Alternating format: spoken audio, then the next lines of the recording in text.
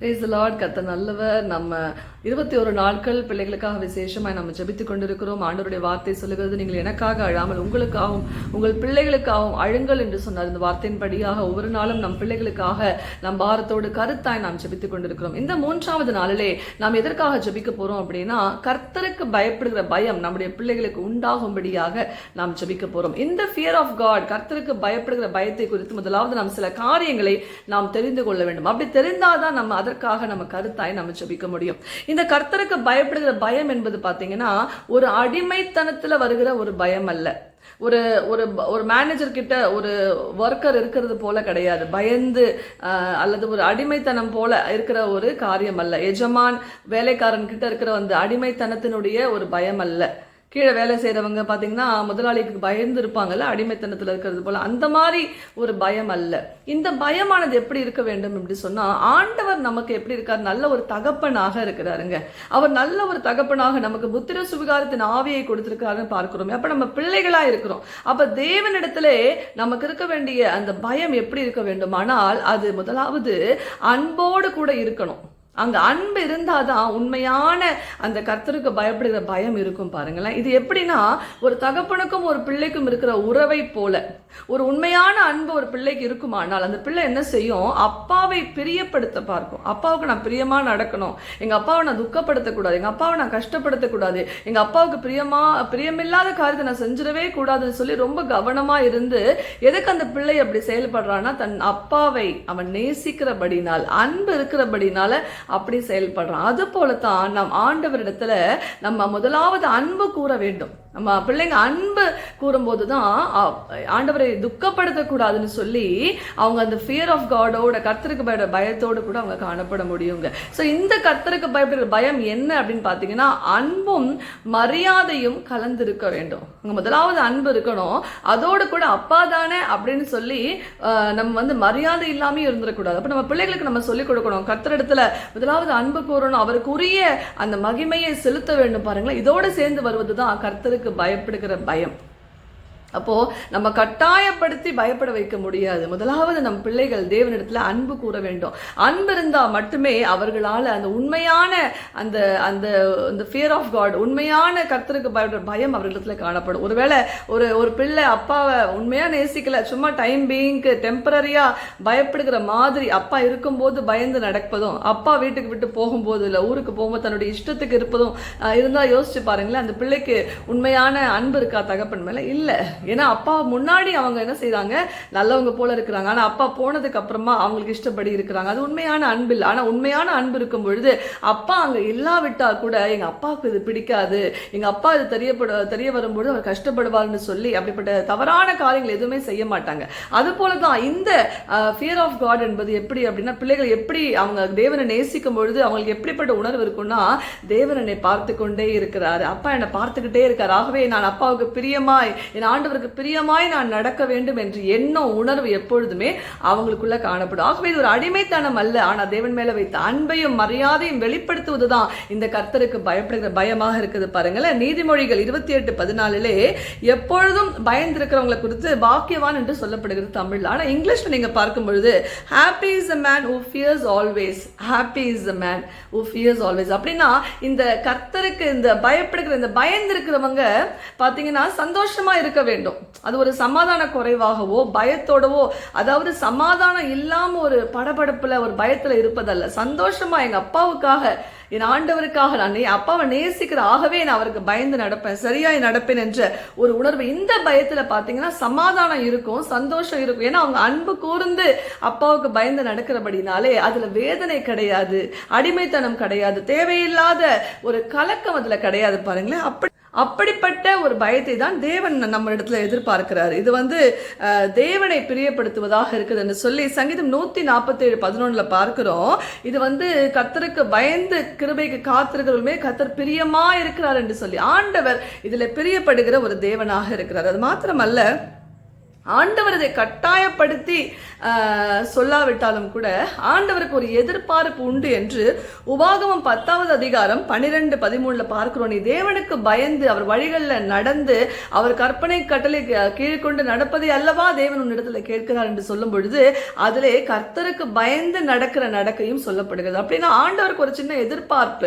அவர் நம்ம இடத்துல அது கட்டாயமாக ஒரு கட்டளையாக சொல்லாவிட்டாலும் அவருக்கு ஒரு இடத்துல ஒரு எதிர்பார்ப்பு ஆண்டவருடைய மனசுல இருக்கதான் சரி, என் பிள்ளைங்க எனக்கு பயந்து நடக்கணும் என்று சொல்லி தேவனுடைய விருப்பமாகவும் அது இருக்குது. பாருங்களேன், இதுல இப்படி கர்த்தருக்கு பயந்து நம்ம நடக்கும்பொழுது, நம்ம பிள்ளைகள் நடக்கும் பொழுது இதுல நிறைய நன்மைகள் உண்டு. பாருங்க, நிறைய நன்மைகள், நிறைய ஆசீர்வாதங்கள் உண்டு. ஆண்டவர் இதுல ஒரு மறைவான ஒரு பெரிய பிளஸ்ஸிங்கை இந்த ஃபியர் ஆஃப் காட்ல ஆண்டவர் வைத்திருக்கிறாருன்னு பார்க்கிறோம். சங்கீதம் 103:11 வாசிக்கும் பொழுது அங்கே கர்த்தருக்கு பயந்தவர்களுக்கு அவர் இரக்கம் செய்கிறவராக இருக்கிறார்னு பார்க்கிறோம். சங்கீதம் 103:13 தகப்பன் பிள்ளைகளுக்கு இறங்குவது போல கர்த்தர் தமக்கு பயந்தவர்களுக்கு இறங்குகிறார் என்று பார்க்கிறோம். அவருடைய இரக்கம் அதிகமாக யாருக்கு கிடைக்குதுன்னா அவருக்கு பயந்து நடக்கிறவர்களுக்கு அவருடைய இரக்கம் கிடைக்குதுன்னு பார்க்கிறோங்க. சங்கீதம் 34:7 கர்த்தருக்கு பயந்து இருக்கிறவங்களை எப்படின்னா ஆண்டவர் தூதர்களை சுத்தி பாதுகாக்கிறார் என்று பார்க்கிறோம். அப்போ அவருடைய தூதர்கள் யாருக்கு விசேஷமாய் பாதுகாப்பாய் கொடுக்கப்படுறாங்க, யாருடைய பாலத்தை சுற்றி இருக்கிறாங்க அப்படின்னா ஆண்டவருக்கு பயப்படுகிறவர்களுக்கு. அப்ப நம்ம பிள்ளைகளுக்கு பாருங்க, கர்த்தருக்கு பயந்தவங்க நடக்கும்போது விசேஷமான ஒரு பாதுகாப்பு அங்கே அவர்களுக்கு கொடுக்கப்படுகிறது. ஒரு ஏஞ்சலிக் ப்ரொடெக்ஷன் அவங்களுக்கு கொடுக்கப்படுகிறது நம்ம பார்க்கிறோம். பாருங்களேன், சங்கீதம் 25:12 பயந்து நடக்கிறவர்களுக்கு தேவன் தம்முடைய வழியை போதிப்பார் என்று நம்ம பார்க்கிறோம். அதே போல 25வது அதிகாரம் 14வது ஆண்டவருடைய ரகசியம் பயந்தவர்களிடத்திலே காணப்படுதுன்னு பார்க்கிறோம். அது மாத்திரமல்ல, அப்படிப்பட்டவர்களோடு கர்த்தருக்கு பயந்து நடக்கிறவர்களோடு கூட தேவன் தன்னுடைய உடன்படிக்கையை ஏற்படுத்துகிறார். இப்படி நிறைய நன்மைகள்ங்க.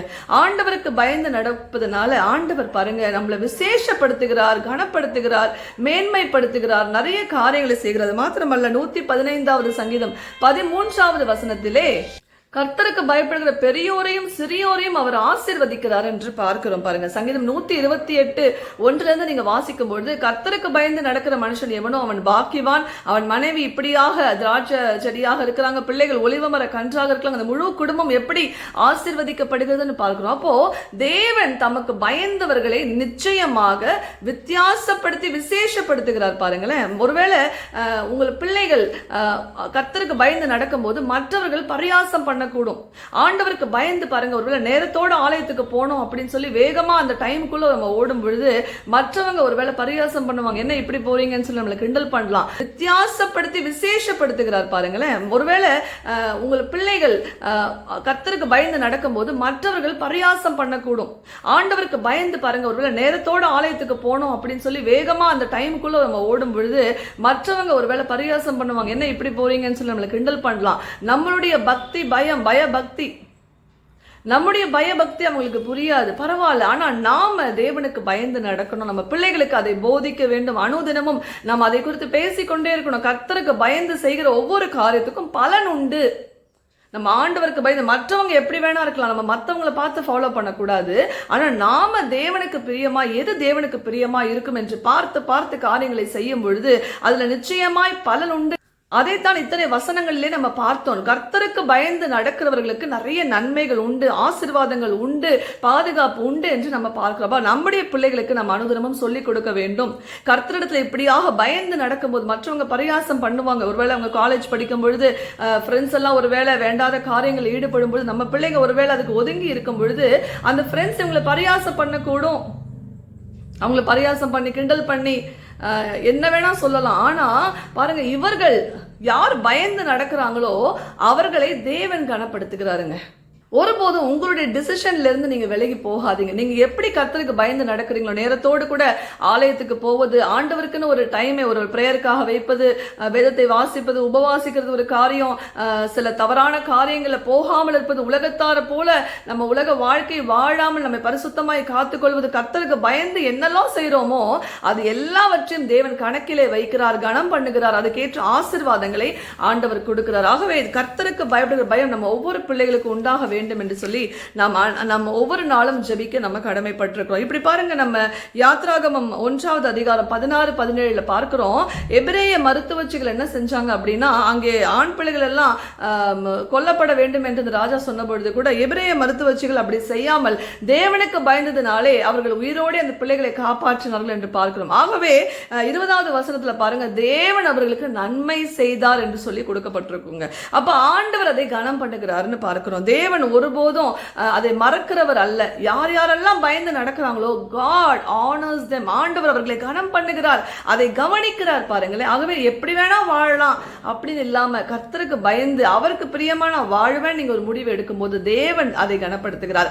தானியேல் அப்படிதான், தன்னை தீட்டுப்படுத்த கூடாது என்று தேவன் வந்து பேசல, தேவன் அவர் இடத்துல வந்து சொல்லல. ஆனா அவர் தேவனை பிரியப்படுத்த விரும்பினார். என் அப்பாவை நான் வேதனைப்படுத்த மாட்டேன், என் கடவுளை நான் வேதனைப்படுத்த மாட்டேன் என்று சொல்லி தன்னை பரிசுத்தமாய் காத்துக்கொள்ள தீட்டுப்படுத்த மாட்டேன் என்று ஒரு முடிவை எடுத்து செய்த பொழுது பாருங்க, அங்கே அநேக மேன்மைகள் தானியேலுக்கு வந்ததுன்னு பார்க்கிறோம்ல. அது போலதான் ஆண்டவர் யார் யாரெல்லாம் இப்படி தீர்மானித்து தேவனுக்காக வைராகியமாய் பயபக்தியாய் வாழ்கிறாங்களோ அவர்களை தேவன் நிச்சயமாகவே கனம் பண்ணுகிறார், ஆசீர்வதிக்கிறார் என்று சொல்லி உங்க பிள்ளைகளுக்கு நீங்க சொல்லிக் கொடுங்க. உங்க பிள்ளைகளுக்காக அப்படி செபிங்க. தானியேலை போல ஒரு டிசிஷன் எடுத்து கர்த்தருக்கென்று அவர்கள் வாழும்போது நிச்சயமாகவே உங்க வாழ்க்கையில அநேக நன்மைகளை தேவன் கொண்டு வருவார். நம்ம பிள்ளைங்க பாவத்துக்கெல்லாம் விலகி ஓடணும், நம்ம ஜெபிக்கணும். யோசேப்பு ஆதியாகமம் 39:9 மற்றும் 12வது வசனத்துல பார்க்கும் பொழுது அவர் வஸ்திரத்தை விட்டு விலகி ஓடினாராம். நம்ம சொல்லிக் கொடுக்கணும், அநேக காரியங்களுக்கு நீங்க விலகி ஓட வேண்டும் என்று சொல்லி. 1 கொரிந்தியர் 6:8 வேசித்தனத்திற்கு விலகி ஓடுங்கள் என எழுதப்பட்டிருக்கிறது. 1 கொரிந்தியர் 10வது அதிகாரம் 14வது வசனத்திலே விக்கிரக ஆராதனைக்கு விலகி ஓடுங்கள் என்று சொல்லி அங்கே எழுதப்பட்டிருக்குங்க. இதெல்லாம் நம்ம பிள்ளைகளுக்கு நாம் சொல்லிக் கொடுக்க வேண்டும். 2 தீமோத்தேயு 2வது அதிகாரம் 22வது வசனத்திலே பாலிய இச்சைகளுக்கு விலகி உன்னை காத்துக்கொள்ளுன்னு வசனம் சொல்லுதுங்க. அப்படி இதெல்லாம் நம்ம பிள்ளைகளுக்கு காணப்படும். இதெல்லாம் எதுக்காகனா கர்த்தருக்கு பயந்து அவரை பிரியப்படுத்த நம்ம பிள்ளைங்க கிட்ட சொல்லிக் கொடுக்கணும். இதெல்லாம் செய்யக்கூடாது, தேவனை துக்கப்படுத்தும் என்று சொல்லி நம்ம சொல்லிக் கொடுக்கும் போது அந்த ஃபியர் ஆஃப் காட் தேவன் வந்து அவர்களுக்குள்ளே வைப்பார் பாருங்க. ஒவ்வொரு காரியம் வரும்போது இது தேவனை பிரியப்படுத்தாது, இது தேவனுக்கு துக்கமா இருக்கும், ஆண்டவர் இதை விரும்ப மாட்டார் என்று சொல்லி அவங்களால அதை புரிந்து கொள்ள முடியும். அப்படிப்பட்ட காரியத்துக்கு அவர்கள் தங்களை விலக்கி காத்துக் கொள்வாங்க. ஆனா இது எல்லாத்துக்கும் அஸ்திபாரம் நம்ம பார்த்தது போல ஆவியானவர் அவர்களை நிரப்ப வேண்டும். அந்த ஞானத்தினால கர்த்தருக்கு பயப்படுற பயத்தினால ஆவியானவர் அந்த அன்பினால நிரப்பும் பொழுது நம்ம பிள்ளைங்க இப்படிப்பட்ட காரியத்துக்கு விலக்கி தங்களை காத்துக்கொள்ள முடியும். ஆகவே நம்ம ஒவ்வொரு நாளும் இதற்காக நாம் ஜெபிக்க வேண்டும் என்று பார்க்கிறோம். அது மாத்திரமல்ல, பேரண்ட்ஸ்க்கு ரொம்ப முக்கியமான ஒரு வேலை பெற்றோருக்கு என்ன அப்படின்னா, பிள்ளைகளை சரியாய் வளர்க்க வேண்டிய விதத்துல நம்ம வளர்க்கணும். ஏலியனுடைய காரியத்தை நம்ம பார்க்கிறோம். 1 சாமுவேல் 2வது அதிகாரம் 14, 15, 22 வாசிக்கும் பொழுது அங்கே ஏலியனுடைய பிள்ளைகள், ஆசாரியனாகிய ஏலியனுடைய பிள்ளைகள் தவறான காரியங்களை செய்தாங்க. தேவனுடைய அந்த பலிகளை வந்து அவங்க எடுத்துக்கொண்டார்கள் பார்க்கிறோம். அது மாத்திரமல்ல, அங்க தவறான உறவுகள்ல இருந்தாங்கன்னு பார்க்கிறோம். ஆனா ஏலி தன்னுடைய பிள்ளைகளை கண்டிக்க வேண்டிய விதத்துல கண்டிக்கவில்லை. ஆகவே தேவன் இதுல வந்து ஏலியின் இடத்துல சந்தோஷமா இல்லை பாருங்களேன். அப்போ நம்ம பிள்ளைகளை சில இடங்கள்ல சரியாய் அவர்களை நடத்தணும். நம்ம ஒரு முன்மாதிரியா இருந்து காட்டணும். எப்படி ஜெபிக்கிறோம், நம்ம ஜெபிக்கிறத பார்த்து நம்ம பிள்ளைங்க ஜெபிப்பாங்க. நம்ம எப்படி நடக்கிறோம், தேவனுக்கு நம்ம எப்படி பயந்து நடக்கிறோமோ அதை பார்த்து நம்ம பிள்ளைங்க நடப்பாங்க. ஆகவே பெற்றோர் முன்மாதிரியாகவும் அதே போல நம்ம பெற்றோராகிய நாம் சரியான நேரத்தில் அவர்களை கண்டிக்கணும். கர்த்தருக்கு அடுத்த காரியத்துல நம்ம ஸ்ட்ரிக்டாக இருந்து சில இடத்துல அவங்களை கண்டித்து தான் ஆக வேண்டும். அப்படி செய்யும் பொழுதும் பிள்ளைகள் தப்ப வைக்கப்படுவாங்க. ஏலியனுடைய பிள்ளைகள் மரித்து போனார்கள்னு பார்க்கிறோம். தேவனுடைய கோபம் அவர்கள் மேலே வந்தது. அப்படி ஒருபோதும் தேவ கோபம் நம்ம பிள்ளைங்க மேல வரவே கூடாது. அப்படின்னா கண்டிக்க வேண்டிய காரியத்துல நம்ம அவர்களை கண்டித்து சரியாய் நம்ம அவர்களை வழி நடத்தப்பட வேண்டும் பாருங்க. அப்ப ஆண்டவர் இதெல்லாம் விரும்புறாருங்க. தேவன் விரும்புறாரு, என் பிள்ளைங்க எனக்கு பயந்து நடக்க வேண்டும் என்று சொல்லி. எப்படி சொல்றேன், கடைசியாக ஆதியாகமம் 22:12 பார்க்கும் பொழுது ஆபிரகாமை ஆண்டவர் சோதிக்கிறார். எப்படி தன்னுடைய பிள்ளையை ஒப்பு கொடுக்கும்படி கேட்கிறாரு. அந்த நேரத்தில் ஆண்டவர் சொல்றாரு, அவர் ஆபிரகாம் தன்னுடைய மகனை கொல்ல போகும் பொழுது ஆபிரகாமே நீ கைப்படாது என்று சொல்லி சொல்றாரு. இப்பொழுது நீ தேவனுக்கு பயப்படுகிறவன் என்று நான் உன்னை அறிந்து கொண்டேன் என்று சொல்லி அதன் நிமித்தம் அநேக ஆசீர்வாதங்களை ஆபிரகாம் மேல வச்சாருங்க. அப்போ பாருங்களேன், தேவனுடைய இருதயத்துல என்ன இருக்கு, என் பிள்ளைங்க எனக்கு பயப்படணும். எவ்வளவு க்ளோஸாக இருந்தாலும், ஒருவேளை ஆபிரகாமுக்கு ஒரு ஃப்ரெண்டாவே ஆண்டவர் இருந்தாருன்னு பார்க்கிறோம். ஆனா ஆண்டவர் பல ஆண்டுகள் கழித்து சோதிக்கிறார், இன்னும் ஆபிரகாம் எனக்கு பயந்து இருக்கானா என்று சொல்லி. அப்போ தேவன் இடத்துல ஒரு எதிர்பார்ப்பு நம்ம மேல, நம்ம பிள்ளைகள் மேல உண்டு. என்ன அப்படின்னா, கர்த்தருக்கு பயப்படுற பயத்தோடு கூட அவர்கள் வாழ வேண்டும் என்று. ஆகவே நாமும் கூட என்ன செய்யணும் அப்படின்னா, நம்ம பிள்ளைகளுக்கு இதை சொல்லிக் கொடுக்கணும். தேவன் இதை விரும்புகிறார். அப்படி நடக்கும்பொழுது அநேக ஆசீர்வாதங்கள் உண்டு, நன்மைகள் உண்டு, மேன்மைகள் உண்டு. இது கர்த்தரை பிரியப்படுத்துகிற ஒரு காரியமாக இருக்கு. ஆகவே யோசிச்சு பாருங்க, உங்க பிள்ளைங்களுக்குள்ள எவ்வளவு கர்த்தருக்கு பயப்படுகிற பயம் உண்டு. நாம சரியாய் அவர்களை நடத்துகிறோமா? சரியான வழிமுறைகளை சொல்லிக் கொடுக்கிறோமா? ஆண்டவருக்கு பயப்படுவது இன்னது என்று சொல்லிக் கொடுக்கிறோமா? தேவ காரியங்களுக்கு நம்ம முக்கியத்துவம் கொடுக்கிறோமா? குடும்ப ஜெபத்துல ஆண்டவருக்கு பயந்து நம்ம நடக்கிறோமா? யோசிச்சு பாருங்க. இதெல்லாம் நம்ம செய்து நம்ம தேவனை நோக்கி பார்க்கும் பொழுது, நம்ம பிள்ளைகளுக்காக நம்ம ஜெபிக்கும் பொழுது நிச்சயமாகவே கர்த்தர் நம்முடைய பிள்ளைகளுக்கும் அப்படிப்பட்ட கர்த்தருக்கு பயப்படுதலை ஆண்டவர் போதித்து நடத்துவாருங்க. நான் சொன்னது போல தேவனுடைய ஆவியானவர் தான் இது எல்லாவற்றையும் செய்கிறவராக இருக்கிறார். ஆகவே உங்களுடைய வாழ்க்கையில, உங்களுடைய தனிப்பட்ட வாழ்க்கையா இருந்தாலும் உங்க பிள்ளைகளுக்காக நீங்க ஜெபிக்கும் பொழுது அதிகமாய் ஆவியானவர் ஊற்றப்பட வேண்டும் என்று நம்ம ஜெபிக்கணும். பரிசுத்த ஆவியினால் என் பிள்ளைங்க நிரப்பப்பட வேண்டும் என்று ஜெபிக்கணும். ஏன்னா ஞானத்தை கொடுக்கிறவரும் அவர் தான், அன்பை கொடுக்கிறவரும் அவர் தான், கர்த்தருக்கு பயப்படுற பயத்தை கொடுக்கிறவரும் அவராக இருக்கிறார். உங்களுடைய ஜெபத்துல பரிசுத்த ஆவிக்கு இடம் கொடுக்கிறீங்களா? அவர் ஜெபிக்கும் பொழுது பாருங்க, சரியாய் ஜெபத்துல அவர் வழி நடத்துவாருங்க. ஆகவே இந்த கர்த்தருக்கு பயப்படுற பயத்தை குறித்து பார்த்தோமே, இதை கர்த்தர் நம்ம பிள்ளைகளுக்கு கொடுக்கும்படியாக நம்ம இன்றைக்கும் கூட ஜெபிக்க போறோம். என்னோடு நீங்க இணைந்து கொள்ளுங்க. உங்க பிள்ளைகளுக்காக விசேஷமாய் மன்றாடி நீங்க உபவாசித்து இந்த காரியங்களுக்கு ஜெபிக்கும் பொழுது நிச்சயமா நம்ம பிள்ளைகளுடைய வாழ்க்கையில ஒரு பெரிய எழுப்புதலை, ஒரு பெரிய மாற்றத்தை நம்ம பார்க்க முடியும். நாம் ஜெபிப்போம். ஸ்தோத்திரிக்கிறோம் ஆண்டவரே, நாங்கள் நன்றியோடு துதிக்கிறோம் ஐயா பிதாவே. இயேசுவின் நாமத்தில் இப்பொழுதும் கூட இந்த 3வது நாளிலே ஆண்டவரே எங்கள் பிள்ளைகளுக்காய் ஜெபிக்கும்படியாக அப்பா உங்கள் சமூகத்தில் வந்திருக்கிறோம் ராஜா. பரிசுத்த ஆவியானவரே அப்பா, எங்கள் பிள்ளைகளுக்கு கர்த்தாவே நீர் ராஜா உம்முடைய ஆவியை ஊற்றும்படியாய் ஜெபிக்கிறோம் ஐயா. மாம்சமான யாவர் மேலும் என் ஆவியை ஊற்றுவேன் என்று சொன்னவரே, என் பிள்ளைகள் மேலே உங்கள் பரிசுத்த ஆவியை ஊற்றும்படியாய் கூட ஜெபிக்கிறேன். ஞானத்தின் ஆவியானவரே, அன்பின் ஆவியானவரே, கர்த்தருக்கு பயப்படுகிற பயத்தை அருளும் ஆவியானவரே, கர்த்தாவே எங்கள் பிள்ளைகளை நிரப்புவீராக, எங்கள் பிள்ளைகளை நிரப்புவீராக, இன்று நிரப்புவீராக ஆண்டவரே. உம்முடைய அபிஷேகத்தை ஊற்றும் ஆண்டவரே, உம்முடைய அபிஷேகத்தை ஊற்றும் ஆண்டவரே. அப்பா, அவர்களுக்கு தேவன் மேல ஒரு அன்பு வரட்டும் ஐயா. அன்பு நிமித்தம் ஆண்டவரே ஒரு கர்த்தருக்கு பயப்படுகிற பயம் உண்டாகட்டும் ஆண்டவரே. அப்பா, அந்த ஞானத்தின் ஆவினால் அவர்களை நிரப்பும்படியாக கர்த்தருக்கு பயப்பட வேண்டும் என்ற ஞானம் உண்டாகட்டும் ஆண்டவரே. எங்க பிள்ளைகள் கர்த்தாவே எந்த தவறான வழிகளில் போய்விடக் கூடாது. எல்லாவற்றுக்கும் ஆண்டவரே பாவ காரியங்களுக்கு விலக்கி தங்களை காத்துக்கொள்ளத்தக்கதாக ஆவியானவரே அவர்களை வழி நடத்தும்படியாய் ஒப்பு கொடுத்து ஜெபிக்கிறோம் ஆண்டவர். எப்பொழுதும் தேவன் என்னை கவனிக்கிறார், தேவனுக்கு பிரியமாய் நான் வாழ வேண்டும் என்று சொல்லி தானியேல் தன்னை தீட்டுப்படுத்தாதபடி காத்துக்கொண்டது போல எங்க பிள்ளைகள் எல்லா பாவத்துக்கும் விலக்கி தங்களை தீட்டுப்படுத்தாதபடி காத்துக்கொள்ள தேவரீர் கிருபை செய்யும்படியாய் கூட ஜெபிக்கிற ஆண்டவரே.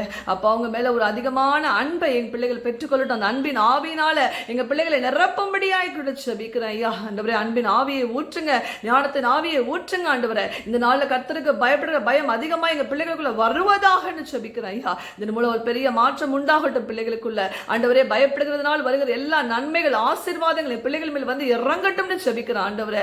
ஆவியானவர் அப்படியாக நடத்த போற கிருபைகளுக்காக ராஜா கோடி கோடி ஸ்தோத்திரம், கோடி நன்றி அப்பா. எல்லா துதிக மகிமை ஒருவருக்கு மாத்திரம் செலுத்துகிறோம். இயேசு கிறிஸ்துவின் நாமத்தில் ஜெபிக்கிறோம் ஜீவனுள்ள நல்ல பிதாவே. ஆமேன், ஆமேன், ஆமேன்.